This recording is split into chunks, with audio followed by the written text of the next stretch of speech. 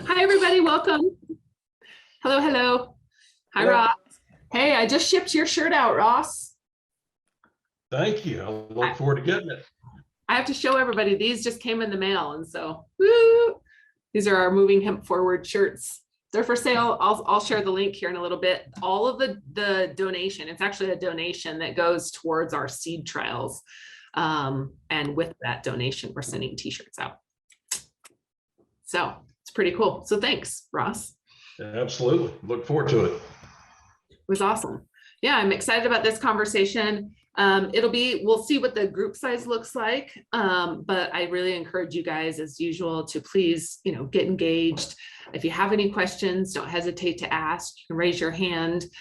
This really is an education opportunity. So just reminding to be respectful of the mic, that, this isn't a sales pitch opportunity, but an opportunity to really dive in and ask questions. If you are interested, of course, I would love to have you guys up as guest speakers as well. And so I just want to put that out there, that we are looking at speakers. Unfortunately, I shouldn't say unfortunately, fortunately, and I don't know how you are, Jessica, about filling your schedule, probably months in advance, but we are booking for speakers in July, which is kind of cool. But this next couple of months, we really wanted to focus on the, seed and farming and agriculture side, as 'tis the season. So Ross, I'd love an update. What do you have going on with you? And thanks again. I want to give a shout out to Ross's team over at Westtown Bank as sponsors of Global Hemp Association and of our seed trials. And so thank you guys for everything you do. But yeah, I'm curious what you guys have going on while we wait for everybody else to log in. A lot going on. Thank you. We continue to add hemp-related businesses to our customer base, and we're thankful for that. And we're getting customers all over the country. So glad to have a group of customers representing most of the 50 states, and adding to that every week. And would welcome conversations with any of you that need banking services. As you said, I don't want to turn this into a sales moment, but welcome those conversations if anybody needs help. We love the industry, and continue to go to conferences and expos. We'll be up in Michigan in a couple of weeks, and a few more throughout the year. So good to be with everybody. Thanks. Love it, love it. No, you're fabulous. And I really actually wanted you to highlight some of the great things you guys are doing for the industry, because again, I keep hearing great feedback about everything you're doing through the grapevine. And so thanks again for what you guys are putting out there, and for the transition into a more broad audience. I'm excited about that. Yep. Cool. Good. Okay. Anybody else have anything that they want to throw in right before we get started? I don't want to repeat myself, so I try to wait until most people get logged in before we give the little 1-2. But if anybody else has anything that they want to chime in on. Mark, it's good to see you, by the way. Okay, well, I'll go ahead and get started. I want to thank everybody very much for coming. I really want to give a huge shout out to our sponsors and to our members. A shout out to everybody that's continued to participate in Global Hemp Association and share knowledge and share information. It's exciting to see we're gaining some traction, and I'm really excited to see what's happening in the industry. I feel like everybody on here is probably somewhat involved in the climate smart commodities discussion and grant. And so it's been pretty exciting to watch that evolve and see what people are doing. But I'm really excited about the discussion, especially this time of year, and opportunity to have Jessica on, who isn't necessarily in the hemp industry, but very involved in regenerative agriculture and gets to watch the industry from a little bit different angle, similar to myself, where you have lots of discussions. And so I'm excited to hear from her. And sorry, my dog, of course, is scratching at the door nonstop. Welcome to Zoom life. But yeah, I'm excited to hear what you have going on, and excited to educate a little bit about how hemp may fit into this. And I see that there's a couple. Christy, I saw, was on your show. I actually just watched that one. And Christy, I see you've logged on as well. So I'd love for you to chime in and kind of educate about where hemp really plays a role in the regenerative agriculture space, and what we need to do to bridge that gap, especially around the conversations of climate smart commodities. And so, Jessica, I'd love to turn it over to you if you want to introduce yourself and tell us a little bit about who you are and what you've done. Well, that was fantastic. And I'm so glad that one of my colleagues, Crop Scout Christy, is on the call too. So she's definitely somebody you need to book. Mandy, I'm so excited to be here. You have been such a bright light communicator, not only in the hemp industry, but for agriculture. And I just appreciate the work that you do. It's vibrant, it's fun, and I'm very honored to be able to be a guest here. So like Mandy mentioned, I'm Jessica Gnad, and I'm also the co-founder of a nonprofit organization called Plains Regeneration. I'm housed in the middle of Kansas. And so I've had agriculture around me my whole life. I don't come from a farming family per se, but I was very fortunate to marry an agronomist early on. So I've got my feet very well immersed into food and farming. I'm a mother, I'm a consumer, I'm a farmer myself. We have small acres, about 147 acres in Pratt County, Kansas. So that south central part of the state of Kansas. And I think I don't know exactly where we want to go, but when I first started learning about agriculture, and I had a lot of questions. So I'm naturally curious. And I think that that's coming from outside of agriculture and being able to maybe ask more obvious questions about agriculture is what led me down this path. Because once I started asking questions, I was very, very fortunate to meet a network of farmers and ranchers who 10 years ago, this wasn't really being called regenerative agriculture. It was more soil health. It kind of, from my perspective in Kansas, bloomed out of the no-till movement. And so these farmers and ranchers took the time to explain it to me. And said, okay, we understand your question. I mean, they could have blown me off. Who are you to ask this question? Only one time did somebody say, you're not a real farmer. And it was like, well, what does that mean? I'm not a real farmer, like I get that all the time. And I had to stop and think, but ultimately what I'm saying is that I met a group of renegade farmers who were doing things differently. And I became incredibly interested in how can I use the skills that I have through communication, through marketing, through giving light to others. How can I help advance what I now know is regenerative agriculture? So that's kind of how I got here. And I've been very fortunate to be able to be trusted to be able to continue to ask questions and be able to continue my work on a much broader scope. Awesome. So there's a couple of rock stars in this same space I want to just give a shout out to. I see Scott is on, John just logged on. I want to say hello. And Christy, like you said earlier, hello. Neil is on also. I see John is logging on also, another John. So great people in this space. So again, I open this up for discussion and how we can really bridge gap and help move this forward as a community and as a group. I'm kind of curious, what are some, I'm not a farmer. I'm not as educated, right? And so I'm curious, coming from a perspective different than somebody in the field, right? What are some of the challenges in converting from traditional, or monocropping to a regenerative practice? And what are some of the real benefits that we're starting to see support that is coming in for?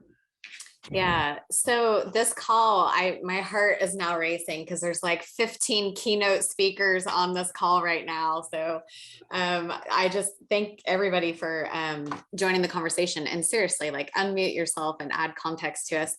I think some of the barriers, there's a lot of obvious barriers. When I first started learning about soil health, I actually thought that the answer was organic. And I thought, oh, okay, great. Here's the answer. It's organic farming. Boom. Case closed. Let's do organic. And it took my agronomist husband to sit me down and be like, yeah, we all think that that's a good system. Here's the reasons why it's not going to work. And so as these barriers started to kind of stack on top of each other, that's when I learned about the soil health movement and these farmers and ranchers that were doing something different. So the biggest barrier that I think has trailed this whole movement is the lack of trusted advisement. We have whether it's certified crop advisors, whether it's people that sell products that are agribusiness professionals, there's not been a lot of organized educational material to be able to help people either unlearn the chemistry model for farming and to better understand biology. And so I think that's been prevalent throughout the whole time. Now, as far as changes, I see that rapidly advancing right now. And I could list a couple different ways that that's happening. Great Plains Regeneration is wanting to be that liaison for people that have the information to be able to get it to the ground level, to be able to help farmers and ranchers. And so I do see that rapidly advancing, but being able to communicate, being able to, it's a mindset. And I always have at the ready a quote from one of my mentors, Ray Archuleta, about regenerative farming. And I always read it because I don't want to get it wrong. So when Ray and our group started talking about regenerative agriculture, this is what he said. And I said, I'm going to capture that and I'm going to quote you. So he talks about regenerative agriculture is a renewal of heart and mind that transforms farming and ranching. It's a conscientious agriculture that prioritizes the health of soil and mimics nature's patterns and architect. And it's a collaborative relationship between nature and humans, which results in carbon drawdown and improved water cycling. And so I think that's a beautiful way to put it. The barriers are that each one of us as individuals need to be able to step inside of something that's unknown. We have to step inside of something that even years ago was considered incredibly controversial. I think, like, to me, I don't feel like these topics are near as controversial as, I feel like COVID has changed a lot of the way that a lot of us are thinking about things in a good way. But just being able to get in there and understand that it's not just practices, it's not just principles. We're trying to actually change people, the health of people, and the health of our communities. So yeah, there's probably a lot of folks that would give amazing responses to that question at the same time, Mandy. Yes, well, and of course, I'm itching, of course. So just so you know, there are a few others that are on this call that have been interviewed or are on the schedule to be interviewed. And so I encourage you, if you have not already, to please go to our YouTube channel and subscribe. It's Global Hemp Association. I will drop it in the chat here in just a minute, but subscribe because there's something like 150 or 200 interviews just like this one that are available there for you guys to connect and then reshare. And so please, I encourage you to go and subscribe. And then of course, thank you again to all of our members who continue to support us. There's so many of you on our call. Okay, so you said something interesting when we're transferring or transitioning from this chemical way of farming, right? What are some of the big transitions that you have seen, and what are some that are really we're stuck on in this transition? I think it depends on the source of information, right? So hear me out. Yeah. Sometimes I think, well, first of all, my position and the position of Great Plains Regeneration, we don't tell farmers how to farm.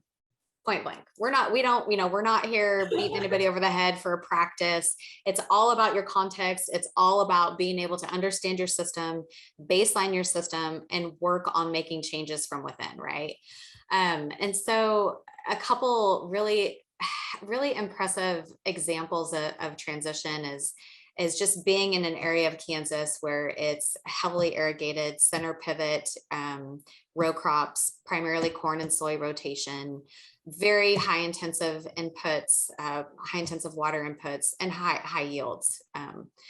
Getting some of those producers that are in that system to change is fairly difficult. And so I would just say over the course of 10 years on a personal level, I've watched, we have a lot of our acres custom farmed. And so our tenant that custom farms our 147 acres, it's kind of a long story, but over the course of watching the transition that my husband and I have gone through professionally, he started changing his operation. And as of last year, he was able to, in those systems that I just described, have cover crops on 7,000 acres. He was able to be 100% on cover crop seeding last fall on 7,000 acres. And so that doesn't happen over time, and it doesn't happen by beating a message on somebody. It happens on, being there and being ready for the agronomic advice when it's appropriate for that person to utilize it, not going too deep on it. I mean, he didn't start with 7,000 acres. He started with a field here, and he gained confidence in his decision making. So that's an example of something that kind of happened in our own backyard. But I also think that farmers and ranchers, this is very relationship based. And so you have to understand that sometimes having an outside perspective on somebody that's not in your own backyard is also very, very beneficial, as long as they feel comfortable with the integrity of either the person or the advice. So I guess what I'm saying is you don't want to beat somebody over the head to try to affect change. And so there are times when change can happen very rapidly in the soil. And there are times that it takes time. I remember one producer that we worked with in Northwest Kansas, and he was one that if you've ever hung out at coffee shops in a rural community, there's some topics that you can sit out in the open and you can chit chat about them. And then there's some topics where you're kind of looking over your shoulder like, hey, did you hear about the guy that's growing his own fertilizer? And you kind of say it low because you don't really know who's listening. So that's how I found out about this one individual. And I found out he was doing the Johnson Sioux bioreactors, right? And it took him a number of years to feel confident about it. Meanwhile, it was just kind of like rumorville. What's this crazy guy doing? What are all of these things on his operation? Well, now he's to the point where he's using the Johnson Sioux, and he's cut back his nitrogen fertilizer. I couldn't tell you the percentages, but it's impressive. And so a year ago, I had a conversation with him about, well, what does that really mean? Because you can't take your soil health to the bank. And he goes, oh, but I can. And he was telling me a story about honestly taking Haney soil tests to the bank and showing that progression, showing those data points of what has been able to do with the health of his soil plus his profitability per acre. And so that part has literally paid off for him. So I don't know. I think that's a really good question about examples of change. I also think that it comes in surprising places. And so we have to do our part in the soil health community and the regenerative ag community. We have to have high integrity. We have to make sure that we're not also only highlighting Disneyland farms. I had a person tell me from another nonprofit a long time ago, yeah, but that person, that person's on a Disneyland farm. They're 20 years into it. Well, don't discredit somebody that's put 20 years into the soil health movement just because you want to see a silver bullet, or you want to see an immediate response, right? So they didn't become Disneyland farmers overnight. It took them 20 years. So yeah, don't start at that level, work on it. But what I will tell you is that those early adopters of the regenerative ag movement are going to make it easier on the rest of us. We're going to be able to learn from the pathways or the failures or, things that didn't work out. Sure. Okay. So I'm kind of curious, Christy, I'm going to call back on a couple, and I know, Jessica, a lot of people that are on the call. If you have anybody who may have anything to add, John, if you're available to add anything, I'm really curious about also, like you said, where we start, what is that baseline, and how do we appropriately reward those that have been, practicing good agriculture practices or regenerative practices? Christy, that is the perfect question for you if she's there. I feel like she's probably, oh, you are. I second guess. I'm so glad to see you. Friends. I wasn't quite prepared to jump on camera, but no, I think there's a lot of value in to be extracted. And I hate to even use that word because it almost sounds, capitalistic in the way that we're approaching this, but there has to be some type of reward, right? So aside from your traditional programs, like your NRCS programs, equip and RCP and things like that, there's grants out there to help offset some of the cost and also the delay in, as you go through that transition process from a regenerative perspective, there's going to be delays in the way that you monetize that. So one thing that I'm really excited to see is, you know, the climate smart movement, all politics aside. I think that it's meant to structure or incentivize in some way, shape, or form, at least having these conversations. I think a huge hurdle in that shift from the chemical perspective of crop management to the biological perspective, which Jessica beautifully outlined, has to do with the fact that the chemical agricultural practices are so ingrained. If you have ever thought of fighting the system, this is it, right? And this is why when we talk about holistic nutrient management strategies or holistic, pest management strategies, we're literally saying this is stuff that nature's already doing, that nature is capable of doing if we will get out of the way in some regards, and then also support or maybe change our equipment. So there's some capital costs that are associated with shifting your equipment or changing your seed purchases from seed treatments, eliminating some of your pest products that you're usually applying and actually shifting over to maybe a cover crop blend. So it's not that you're spending less. You may in fact be spending more in the first couple of years until you figure out what the right fit there is. So there's a lot of different ways that just has got to be accounted for, right? We're trying. And as a crop advisor myself, I know Jessica runs into this a lot, and the group of people that we hold ourselves accountable to, we're all committed to opening new doors and new strategies for conversations and learning opportunities for farmers. That's the only way to really make it happen, in my opinion. I want that puppy. Oh, she's being very naughty right now.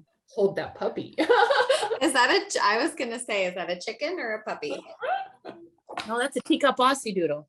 Oh my gosh. Hey, well, I think that's really key. And that goes back to the show me. I think that producers also want to be shown, whether it's looking at different plots or field studies that we can do, but also show me on the economic side of things. And I think, Mandy, you're also talking about how do you begin that process? Christy has this beautiful soil health pyramid that she talks about on how she begins the transition conversation with producers. I think the key thing to recognize here is that if you don't have that mindset to be entering into something new, it's really, it's not the best conversation to enter into. You need to be able to identify individuals that want to seek a transition or seek the change, and then go from there. So that's how you begin the process. That's how you begin the baseline. You have to baseline your mind first. I am hopeful that with the supply chain, the COVID issues, the agriculture issues that we're facing, water and drought, that we're starting to explore alternative options and see this shift. I am not in it as deep as you guys, but I really am hopeful that that is what we're starting to see. I'm hopeful. I mean, I feel like I'm the eternal optimist on a lot of things, and or maybe naive, but there are way more people talking about soil than ever before. I feel like I was that chatterbox on social media 10 years ago talking about it and showing pictures of my backyard hobby farm, which was a funny farm, and our chickens and our goats and our donkeys and my kiddos. And people are like, yeah, whatever. But now some of the most unlikely people in my life, family members, colleagues, are like, wow, it's soil. Jessica, did you know about the soil? And I'm like, yeah, as it turns out, I did know about the soil, but I don't care how they got to the topic. If consumers and our neighbors, our friends, our colleagues outside of agriculture, if they are jazzed up about soil, let's do this, right? Okay, so I have a question now, and Christy, as you've worked with hemp, where does hemp play a role in converting or moving to a regenerative practice, right? There's a lot of climate smart commodity applications that I've seen go out on behalf of the association members or the hemp industry because of its carbon, its ability to produce the biomass. But I'm really curious as far as the regenerative practices. Oh, Mandy, you just teed me up. This is like my life work. Okay, let's hear this. So yeah, so there's some really interesting things that the industrial hemp plant in and of itself. If we just look at plant architecture, root signaling systems, root signal signatures. So this also has to be looked at through the lens of the biological impact, right? So anytime we touch our fields, every pass we make on the field, we're either harming or helping the biological potential sitting there in that space. And when we touch, there's like a pyramid.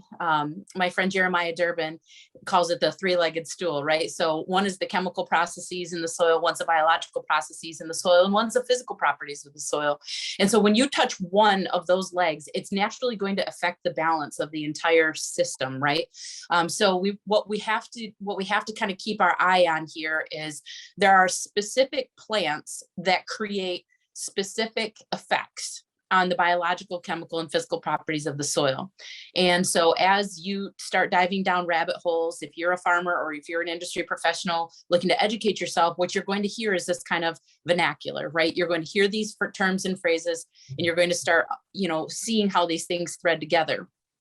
Let me say this, there's a couple of serious caveats that need to be applied to all of this. Not only do you need to look at this from with the biological lens kind of first, but you also have to recognize the regional specificity of the soil structures, of your weather patterns and environmental patterns. What works in Jessica's neighborhood is not necessarily the right recipe for what works here in central Michigan, where we're predominantly glacial till, and we have 6 inches of topsoil, and we've never been prairie, where she in her farming region was once upon a time all prairie, or all just those things can affect those choices you make and the outcomes that you'll have. So that's part of the learning process, and that's part of the transitioning process, right? So those are important caveats that I always want to make sure we're talking about. And so as it relates to the industrial hemp plant, I saw a question pop up in the chat. Yes, absolutely. John Kemp is very involved. In fact, he's engaged with a good friend of ours who'll be speaking tonight on his podcast, Rick Clark. Those are relationships. When you find other people that speak the same language, there is an attraction that takes place, and an energy attraction that takes place, which is what has brought like Jessica and myself together, along with people like Rick Clark and Lauren Steinlage and the Jimmy Emans of the world and the Ray Archulettas, right? Like it's a group of people that have very similar mindset and very similar value systems and passions for moving farmers into long-term productivity and success and resiliency, not just checking boxes of sustainability for a program to participate in. Okay, hemp. So hemp, when we look at plant architecture for any cover cropping system or any multi-cropping system, we always want to look at what the roots can handle. What does the root system look like? What is this, all in all, how does this plant going to impact the processes in the soil? Everything from water infiltration to nutrient cycling to eventually carbon sequestration, but maybe even water extractable nutrient availability, which is all information we can garner from the Haney soil testing series. So there's a whole series of tests within that. Working with our good friend Lance Gunderson at Soil Regen Labs to understand, what does this look like on paper and mathematically?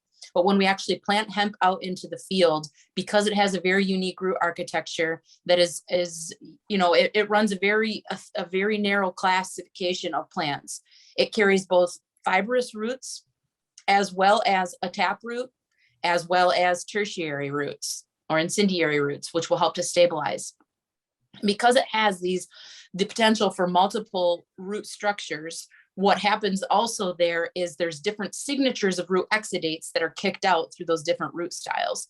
And so, and similarly, there's water and nutrients accessed through these different rooting systems back into the plant at different depths, which are getting different signatures of nutritional value back up to the plant.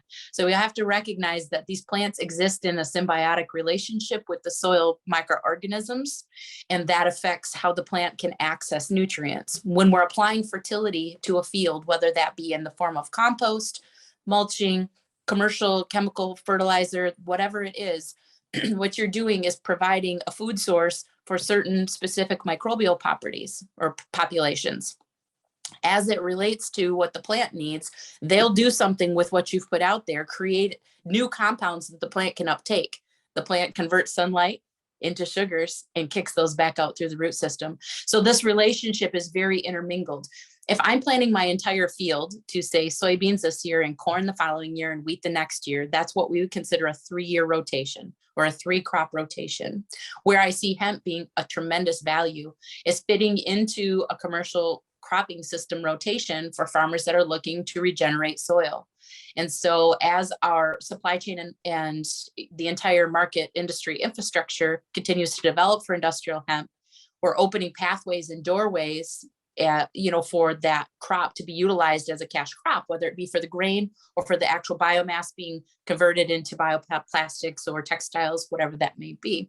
And so, as that supply chain develops, the farmer will be able to use that as a primary. But until those supply chain have matured more, what we can do is actually utilize hemp along with these other cropping systems. Because it's very, very tall, it's not ideal for interseeding. Because it grows so vastly tall. It just isn't ideal for intercropping. It competes too much for sunlight to be companion cropped with corn, say, for example. The planting window for it and its diversity, which our friends at South Bend Hemp and a couple of other project partners that are doing some research on actual seed performance, are looking at things like, can we plant it along with as a companion to another crop simultaneously, which would be more of a traditional intercropping relationship or scenario. But I see this also planting it after a wheat crop in the way that we would maybe plant it along with a blend of other seeds and other plant types, like potentially if we're trying to eliminate compaction or if we're trying to improve soil quality or soil tilth. It might be a really neat tool to plant after a wheat crop or a small grain crop, allow it to it's not going to reach maturity before frost necessarily because of the amount of time that it takes to do that. But potentially, depending on where you're located and growing, you could utilize that in combination with. So instead of planting it as a primary crop, 60 pounds of seed per acre, maybe you're planting 20 pounds of hemp per acre along with 5 pounds or 6 pounds of radishes and a few pounds of rye or something else to help impact the soil. All of these different plants have a different impact on the soil quality. So depending on what our needs are for that farm, hemp could easily fit into that as a tool to help recover soil, improve water infiltration or nutrient cycling. On the rotational basis, where it's a primary crop, I feel like we need more supply chain and market development for us to be able to justify that, to get mainstream farmers to jump in and want to plant 100 plus acres or 1,000 acres into their rotation. But I see us getting there. And because of the implications of the soil quality component here and the ability to access nutrients that are completely tied up in the soil without applying additional fertilizer, the hemp can largely supply a lot of the nutrients it needs on its own. It may only need a little bit of support from a nitrogen source of some kind, which could be accessed through lots of different manures and compost and alternatives. So there's some really neat things to look at there from an agronomic standpoint, and part of the smart climate, impact that's taking place right now in these grants that are coming through. That's why we're seeing a large portion of those, in my opinion, disproportionately large amount of hemp people have made it through the first pass, because there is some really neat environmental implications here, which really gets me excited about, getting this message out on a mainstream basis with legitimate researchers and with universities that can get behind that to really put the teeth into that research and to prove out exactly what I've been preaching since minute one. I like it. Okay. So Jessica, do you have anything you want to add to that? No, this is so fantastic. And Christy mentioned South Bend Hemp, and our friend Melissa, in the scheme of things, was my neighbor to the north. Super excited to finally get to meet her in person. Have you had her on the show already? You probably already have. Yeah. Have you had Melissa Baldwin? Okay. She's a freaking amazing woman. She's actually, and I want to give a shout out. She is running our fiber variety trials. We did 10 genetics in 10 different states. And so, yes, that is part of our project. This is what I love about this community. And I'm just going to say it, this community of women, we all are out there getting it done. Yes. We don't wait around for somebody to figure out, it's just, when I met Melissa, she was telling me all the things she was doing. I was like, this is fantastic. So, I mean, I think in Kansas, there's some ridiculous barriers that the hemp market faces in a lot of different states. And so I wouldn't say that I know a lot of that. I know John would have, he's kind of been the person that helped get the hemp industry going here in the United States. So we should ping him, or even I saw Nicole Ragland was on the call. I don't know if she has any, I know Oklahoma probably has better things. Oh, my friend Jennifer Holmes is on this call. She's doing more hemp discovery in Kansas. And so honestly, all these people would probably have a better insight into that. I mean, what I do know is that diversity is key. Crop diversity is key. And as many different revenue streams that we can produce for farmers is absolutely what we need to be. It's what we need to be doing. There should be zero barriers to allowing producers the ability to stack operations and make more money per acre.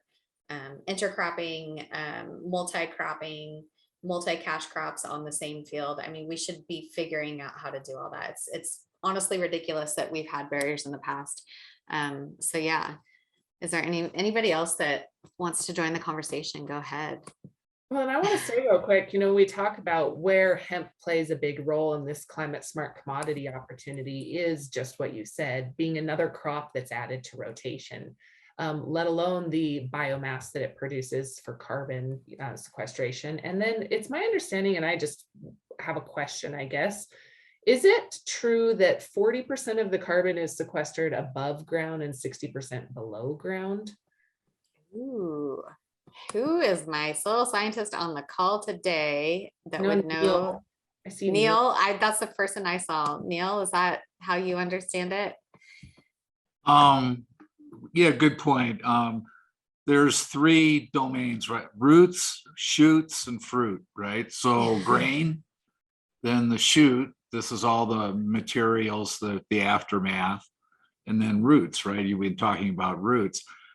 I have a curiosity for a fourth piece that I think has come up, and Christine, has alerted us to us. It's the form of exudate, which is the, you're feeding essentially the soil structures of life, right, through these exudates. But I've asked a number of times, I said, in a corn crop of, let's say 200 bushels an acre, what sort of production of exudate does the corn crop make in terms of the materials that it's using to fund and feed and then promote this soil life stuff, right? So that's a feature I don't quite fully understand. Those ratios of root, shoot, and fruit are, there's some finesse between different types. Soybeans are not the same as tall sorghum and corn and hemp and whatnot. So, but the idea of the above ground mass versus the root mass, I think is 60-40. That's, I've also heard like 50 or 45, 55 sort of thing. So that's what I know about it. I've always been curious about those three ratios, but as well as this exudate stuff, I think there's something really has some deep merit in that, in how you promote the crop also to produce exudate, because that's the feedstock for the soil health end of this stuff. So let me ask this question to whoever wants to take it. So if we don't have, if we're growing that monocrop and we're constantly pulling that crop off 100% of the residue coming back in with tillage, we don't have that exudate working, right? I mean, isn't that what we're talking about with regenerative agriculture? So Neil, I mean, you're talking about this potential of having more carbon, putting that carbon down, pumping it down into the soil, which is our goal. But if we're constantly pumping that back out, then it doesn't seem. Yeah, that's one of the issues with the hemp business, right? Because you essentially remove the 100% of the biomass from the, you know, all you leave are stumps and roots, right? And so that's a tough one for the crop rotation sciences, right? To say, well, how does this work? In these sessions, I don't know, maybe 4 or 5 months ago, there was one fellow, might have been out of Michigan, who mentioned that they had seen a corn bump after hemp, meaning that there was some sort of a yield effect in the corn crop following hemp. But it was more of an observational thing rather than a, you know, a measured result, eh? Mhm. Yeah. Christy, do you have anything you want to add real quick? And then Scott, you've got a question.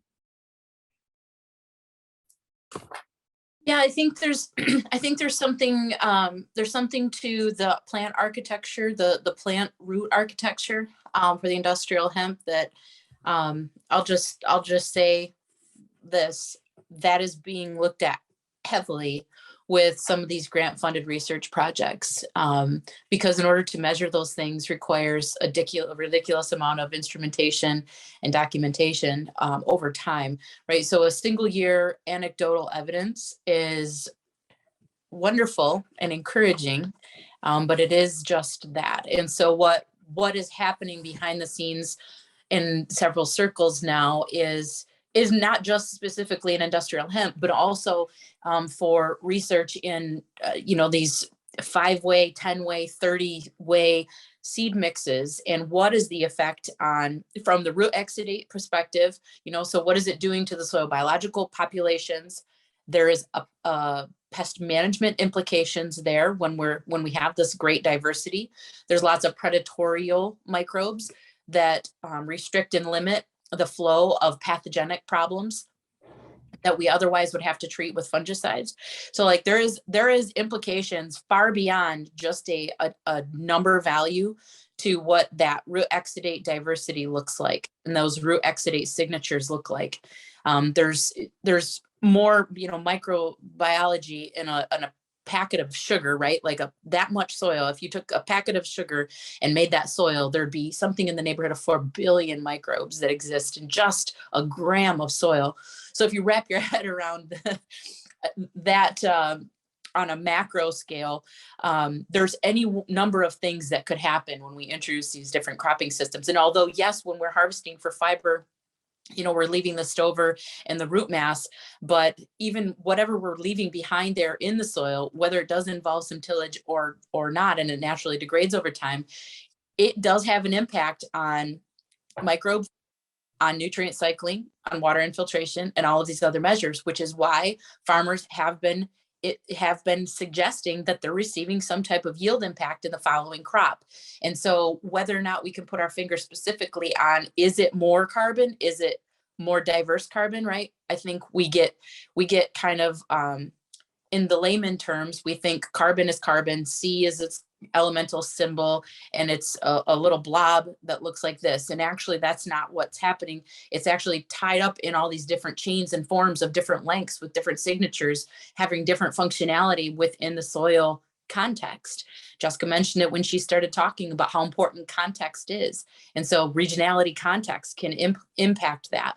How much clay you naturally have, how much sand percent you naturally have can impact how much carbon is even capable of being stored there in the first place.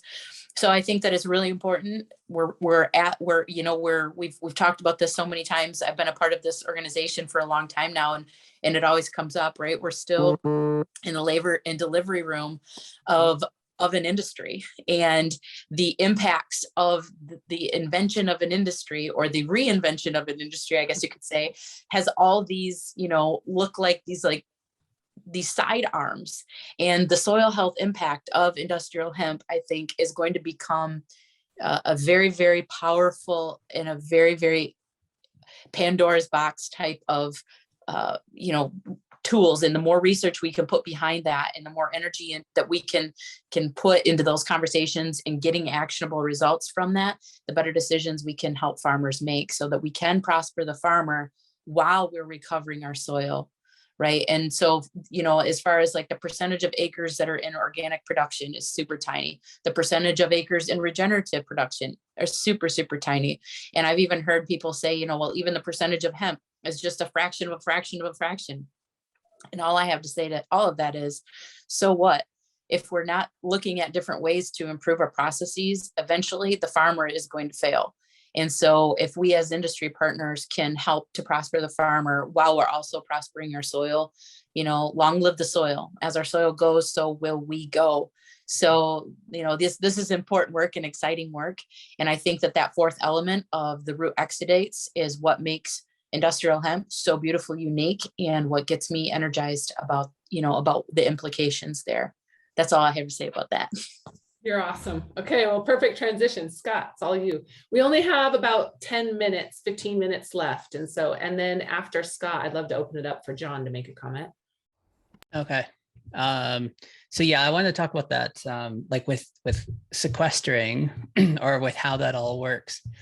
So when a plant initially, when it's first growing, it's growing its roots, and then it grows its shoot. And so as was it Neil said, like if we can stop the growth of it just before it goes into vegetative, it's probably going to sequester the most amount of carbon in the soil because it's got most of its resources in the roots, or it's built up its roots ready to reproduce. But as soon as it starts making a seed, then it's putting its energy into that.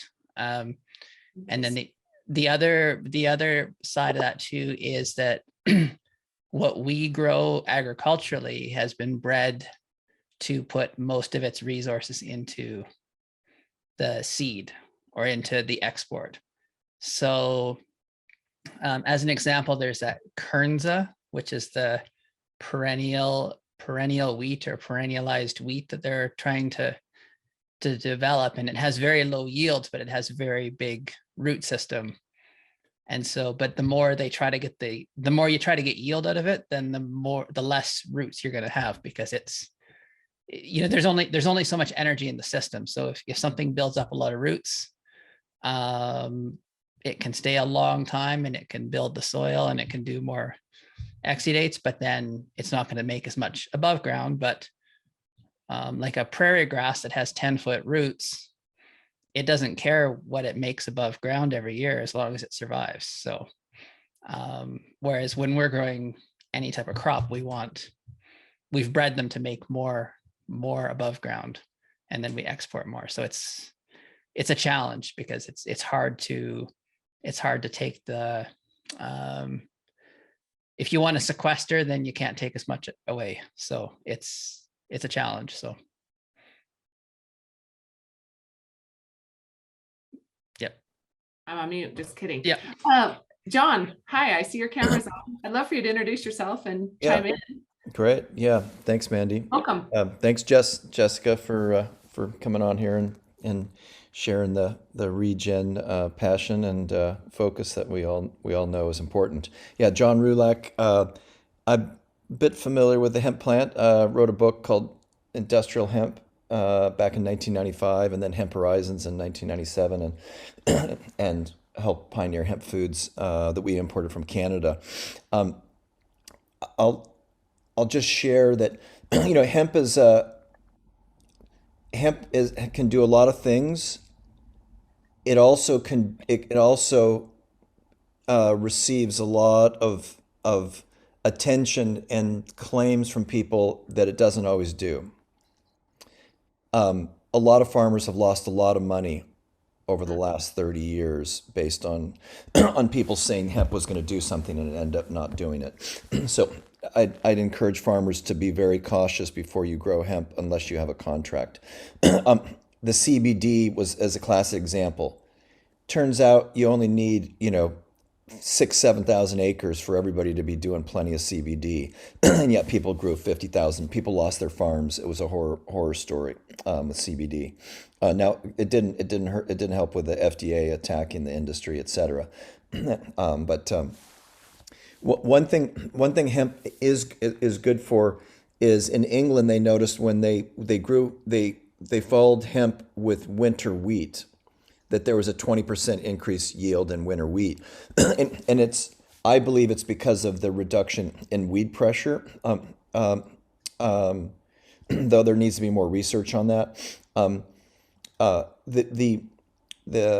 The challenge with hemp is it's a heavy nitrogen feeder. It likes as much nitrogen as corn, and you just can't make the economics work so easily if you're going to have to, whether you're going to grow alfalfa, in a regenerative system, or you're going to apply synthetic fertilizer, which the majority of hemp farmers in the U.S. and Canada do.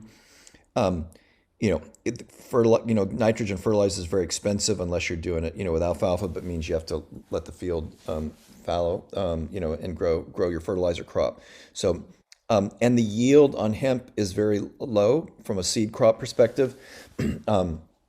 And hemp foods has just not taken off. I pioneered selling hemp foods, and Canada does very well in the hemp market, but it's probably, I don't know, Mandy, what the acres is now. I'm not as been involved in the last few years, but it's probably like under 80,000 acres.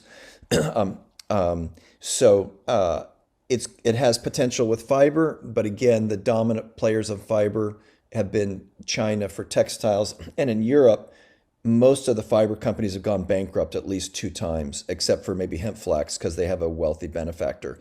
So it makes great insulation. There's potential there. Plastics is overrated in my view.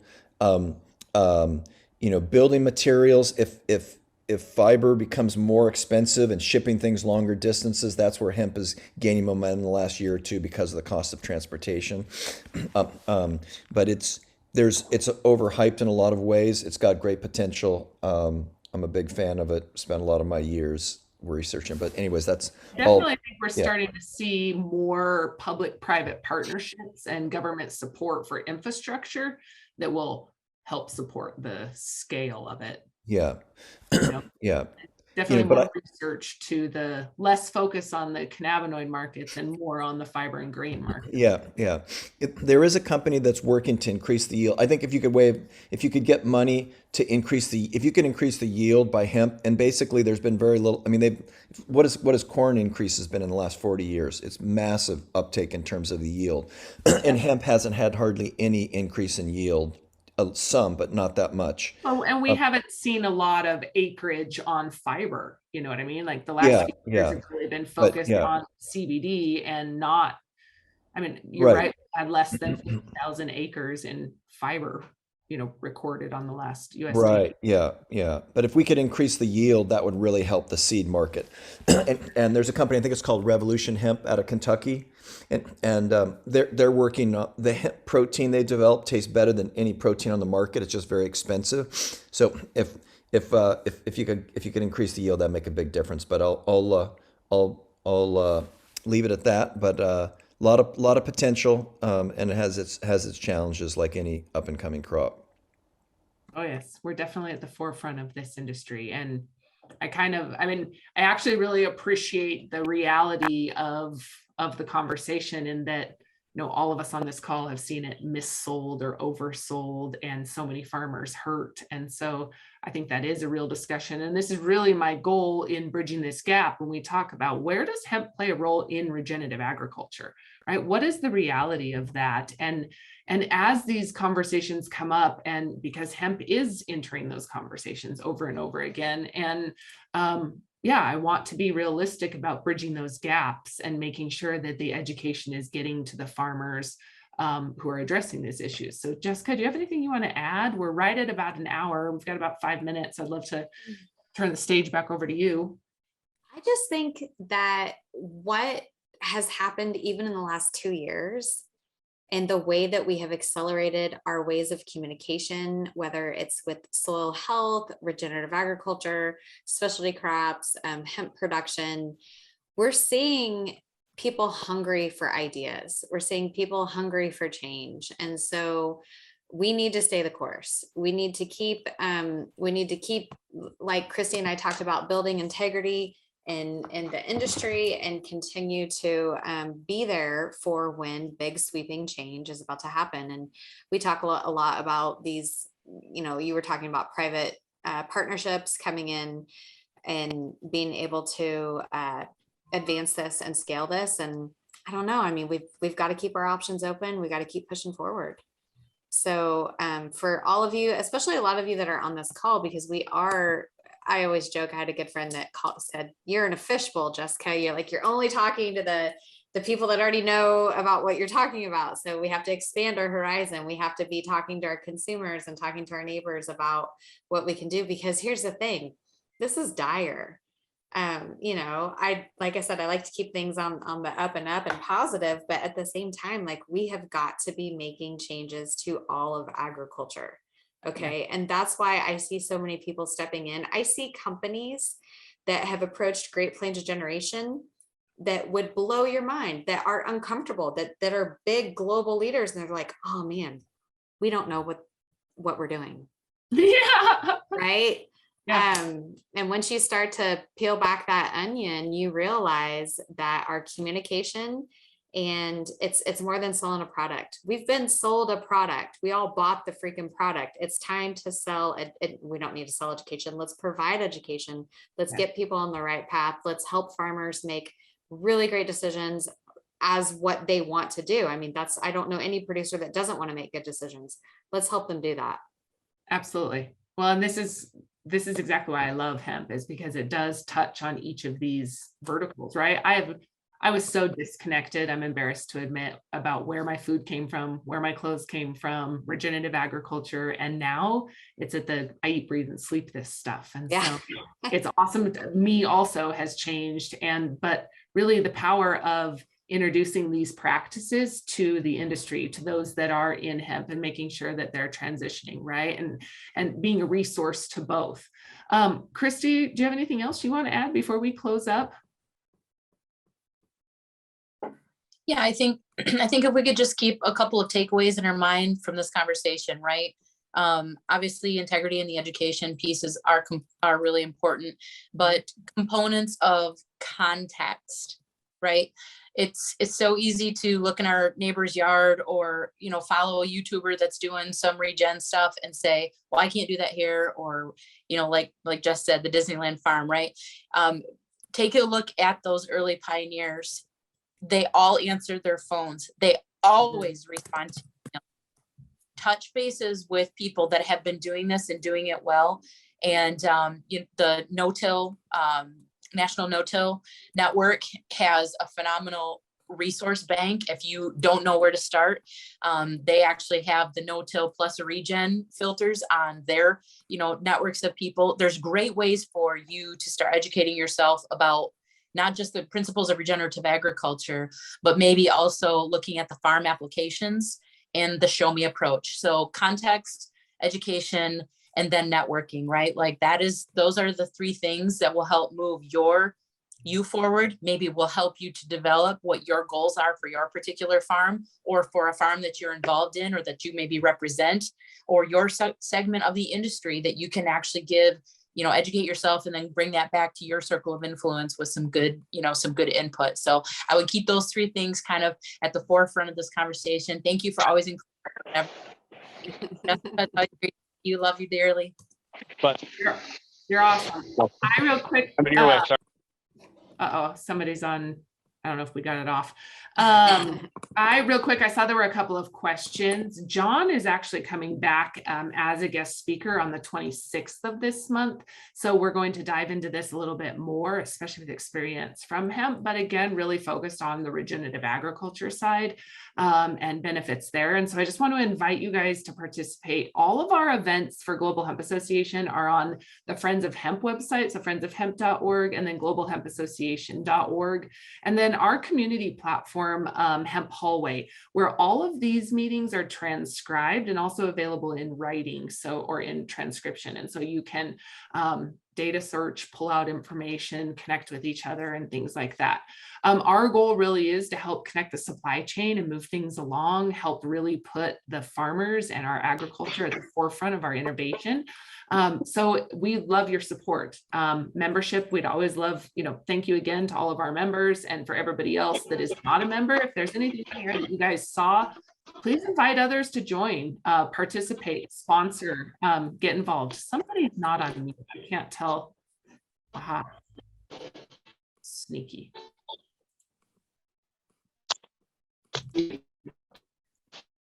Maybe I can't fix it. Anyways, okay. So I just want you guys to holler at me if you guys need anything. If there's, let's see. I can try to do it too. I think you made me the. Okay, I think I got it. Okay, so if there's anything else you guys need, don't hesitate to yell at me, holler. Also, if you want, I'd love to start hosting one more event I want to mention. Next week for our members, we're doing a walkthrough of the hemp exemption with for fiber and grain. And so that also will be available on our membership, but I'll make sure watch for your email as members to participate and really walk through and get the inside on the hemp exemption bill for fiber and grain. So other than that, you guys, thank you very, very much for your time. If we missed questions today, we will get to them. Like I said, I'll go ahead and save them for our next meeting at the end of the month with John. But thank you all for joining. Thank you very much, Jessica. Thanks, Christy. Thank you, Scott, for chiming in. Okay, thanks, guys. Thank you. Take care. Another great program. Thank you. Thanks, Ross. Thank you very much. Thank you. Thanks, Dr. Hall. Good to see you. Thanks, Bob. As always, thanks, John.